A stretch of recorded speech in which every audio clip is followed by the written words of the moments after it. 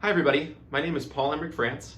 I'm a National Board Certified teacher and the author of 2 books on teaching, and I believe that teaching can and should be more sustainable. We live in an unfortunate reality where many teachers have simply accepted that teaching is unsustainable. This idea is held up by a toxic narrative of teacher saviorism and teacher martyrdom. And I personally think we don't have to choose. I don't think we have to choose between our own personal wellness and what's best for our students.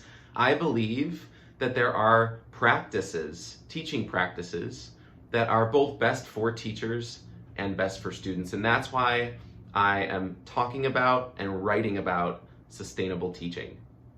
Now, we can't get to sustainable teaching just by hoping we'll get there. We have to make some really intentional shifts in our practices and in our mindsets to get us to sustainable teaching. So I've created what I call the 6 mindset shifts for sustainable teaching. The first of which is humanity over industry. We have to start putting human beings first in teaching and learning. The second is empowerment over control. When we empower our students and our teachers, we create more sustainable conditions for teaching because we put partnership front and center.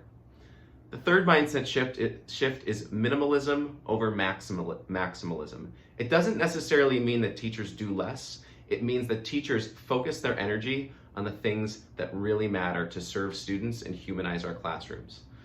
The next is flexibility over fixedness. In order for teaching to be sustainable, we not only need to allow teachers to be flexible and responsive in their classrooms, but we need to trust them and give them a sense of autonomy to make teaching more sustainable.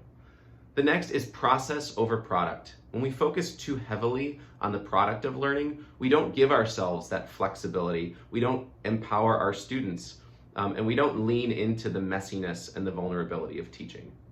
The final mindset shift is collectivism over individualism. If you ask me, American culture forces us to focus on the individual far too much. And I argue that if we focus on the collective just as much as we focus on the individual, that we will create sustainable conditions for teaching and learning in our classrooms. Now, I've spent my summer interviewing and surveying teachers from all over the country, trying to get to the bottom of what sustainable teaching looks like. And so in my Future 20 talk, not only do I plan to unpack these mindset shifts more and talk about practices for sustainable teaching, but I plan to share with you the insights from my research, again, from teachers all over the country, from all 50 states, to forge a new vision for what sustainable teaching could look like as we move forward in education.